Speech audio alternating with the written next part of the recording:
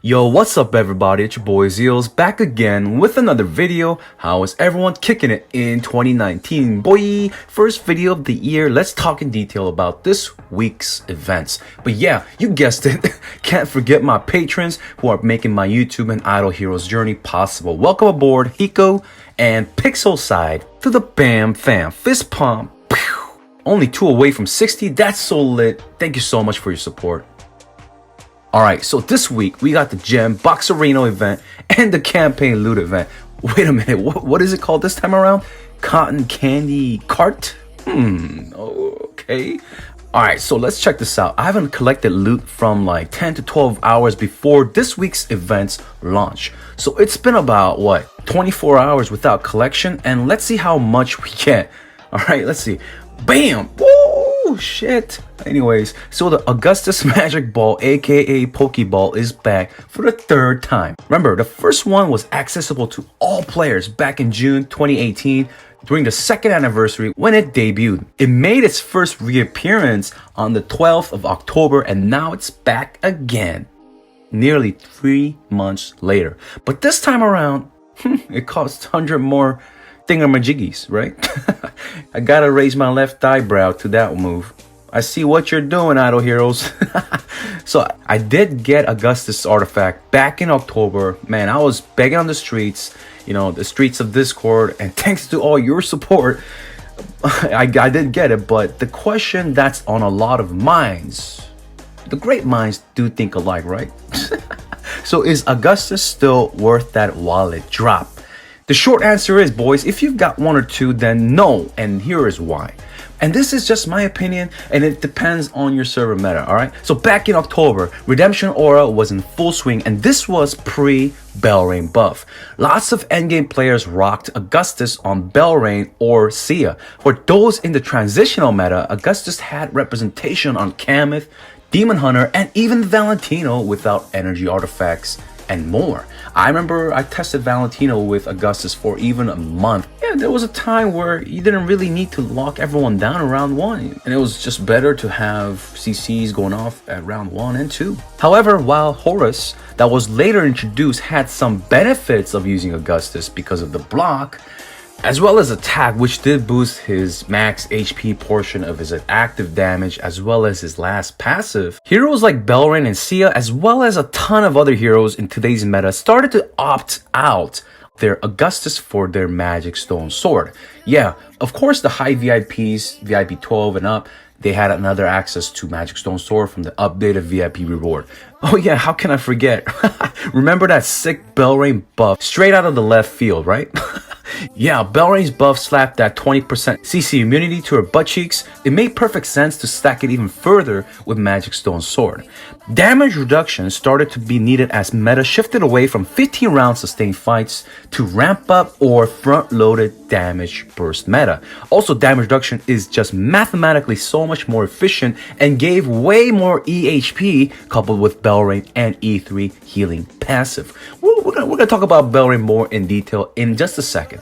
What I mean by EHP and healing is that heroes getting shat on without damage reduction won't get healed or get the full benefit of the healing or the healing over time that did land on them. So even if they did receive the healing over time, they take way too much damage for the heal to even matter or tick into effect.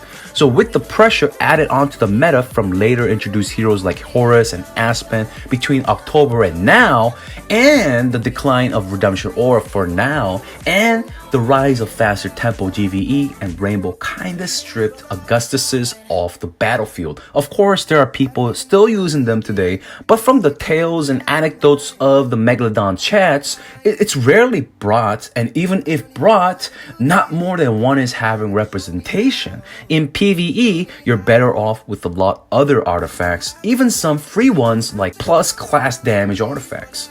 Basically, if you're free to play, don't feel too bad as folks will be leaning towards other rewards. As for you cute dolphins out there, don't stress over this artifact too much unless you didn't catch one previously. If you had to choose between Augustus or a set of lingerie for your girlfriend or wife, come on man, choose a damn lingerie. As for me, I'll be skipping Augustus for either Belrain or Scrolls for the light hero to come, or maybe the orbs for the upcoming orb event. Damn, that is so hard to say. I don't know why. Upcoming orb event. Whew. All right. Whew. All right, let's move on to Belrain. How you doing, Belrain, in today's meta? Fortunately for those working on her, she's made an appearance this week. But unfortunately for monthlies and free-to-play, she'll be costing money unless you're an offspring of RNGesus. Belrain is strong in the current meta still. She's still very versatile in both PvP and PvE.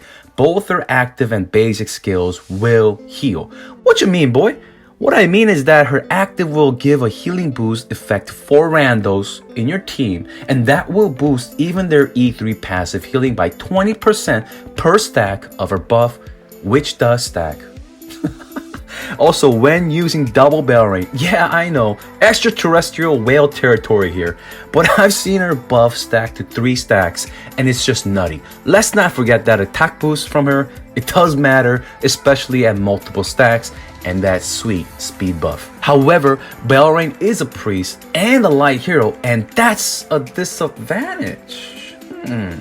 The dark faction heroes, especially Omnivore and Aspen, are unforgiving to our Belrain. However, when she is murdered, she's not completely useless because she still does heal our boy Aspen for the next 5 rounds. While alive in Rainbow, her healing effect boost buff does synergize well with Cruz, as it does boost Cruz's 20% max HP based heal as well. Man, am I rapping? Man, all these abilities that I gotta read off. Yes, boy. As a matter of fact, the only healing that she doesn't boost at the moment is Mother Deer's heal. So even Cruz and Belrain can create a lot of sustain or support in Rainbow if she doesn't get sniped by opponent's dark hero. With the power swinging to dark faction in today's meta, I swear boys, we were here pre-Valkyrie release. Anybody remember how disgusting Min was when he was released? Anyways, with dark heroes holding home court advantage, once again, Belrain is in a nutty spot. Hard to recommend a copy of Belrain just for your second E3 Belrain with how close to the edge she is from falling to tier 1.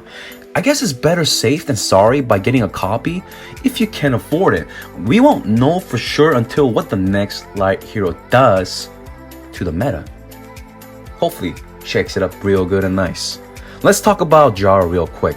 She's getting a lot of trash talk and hate lately. I still see a lot of people using Jahra correctly and capitalizing. However, I do see more people failing to use her correctly, and that's because she's less forgiving.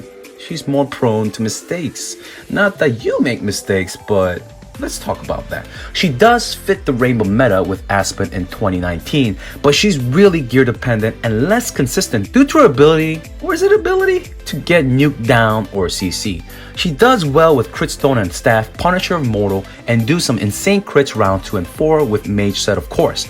However, to do that, she does need to use her basic skill in round 1 and 3 to get a fat attack steal off to achieve these crits, and any CC that interrupts that may drop her attack steal buff, which does last for 3 rounds. Since she does kind of need to go full class cannon to create pressure, she's prone to CC and death. Horus, on the other hand, is much easier to gear. You don't have to pay for an expensive artifact, and you can go turtle with him or make a hybrid build. For example, you can gear towards full defensive build by using HP stone or HP block stone and any HP damage reduction artifact. It doesn't have to be the exclusive shadow one. As for gear, I even tried 2-piece warrior set, the chest and the boots, and rest regular 6-star gear for the HP bonus. Whether you slap him in slot 1 or backline, he'll do consistently good damage. It may not be bursty, life-threatening damage, but it does create pressure. As mentioned in previous videos, you can use the trickle-down method that I always like to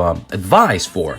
And from there, try going more offensive by dropping defensive stones to a hybrid holy damage stone, or if you're feeling more adventurous, if you've got the balls to create a crit build Horus. Whatever build you flow with, Horus will just plain and simple stay alive better and create consistent pressure compared to Jahra.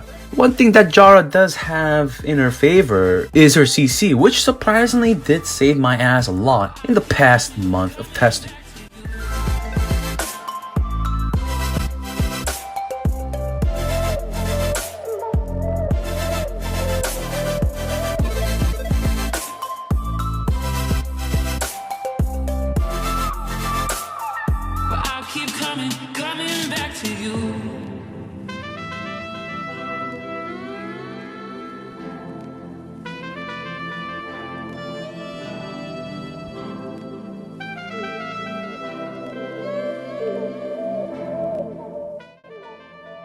As for King Barton, you guys are already aware how I feel about him from the recently updated endgame PvP tier list of mine.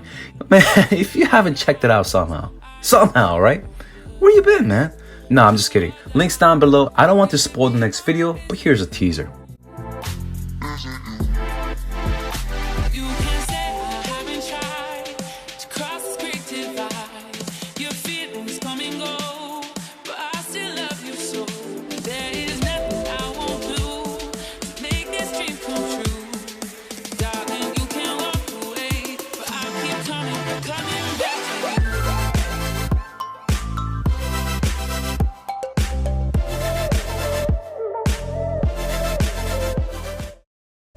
As for the gem boxes, I'm definitely snagging the scrolls because I need all them scrolls I can get my pale hands on before the light heroes release. I will be getting the orbs as well because I do have a surplus of gems I can burn. The orbs are of course cheaper than any of the deals in the Aspen dungeon, but whether you should be buying orbs as free to play or monthly cards player is a completely different topic. The big question is, Heart Watcher box or Guild Coin box? Leave a comment below what you got. Alright? Look, there's no clear answer here. For old farts like me, I'm sitting at all guild techs maxed and heading towards 300k guild coin saved. I have tons of magic sources, fearless armors, and the class artifacts, so I'm not going to go after the 6k box. Do you guys remember the last gem box event? That trap? They gave guild coins and exclusive orange artifact shards and lots of people tried the luck. Oh man. I remember the free-to-play players spending their 6k gems trying to get lucky. Oh man. I know guys, I was right there with you guys. I was right there. However, you might get lucky like people on my Discord, which you should join by the way. If you're a newer player that haven't maxed at least 2 to 3 techs and don't have a lot of decent orange artifacts, then this will help you immediately. But so does the Heart Watcher box, since Heart Watcher is a must for 15 round PvE due to her Mark debuff, which amps up to 300% additional damage to the targets she's marked up. While there are of course some abilities which I discuss in every hero's release review videos that aren't affected by her Mark debuff, for example Valkyrie's burn dots or damage over time from her basic as well as her active skill, Heart Watcher is still top of the checklist for high-end PvE. Of course, the dust is nice too for those that are lacking them. So the choice for the more expensive boxes is going to matter on what you need more. For me, I'll be skipping the 6k and getting the Heart Watcher because for some god unknown reason, I have never summoned or orbed or profit branched the Heart Watcher. I know, man. I know. Depressing. Now in PvP, Heart Watcher is not high tier due to her being rather squishy. What I mean by that is that no CC protection or baked in damage reduction. And while she does stack her mark to 300%, she only hits 2 targets at a time with it, meaning less coverage off the bat since we're fighting 6v6. Cruz is able to spread more weakened debuffs faster and has more utility like 20% max HP healing, which I did say previously boys, does synergize with Belrain's healing. Let me get this right. Healing effect boost buff and 15% armor reduction to the backline enemies at the same time. Also, while it's less useful in today's meta, Cruz's last passive can still disrupt the fight's tempo. Alright guys, that's gonna wrap up today's video with all the events for this week, and I'm going to cover more about the Abyss heroes in the next video.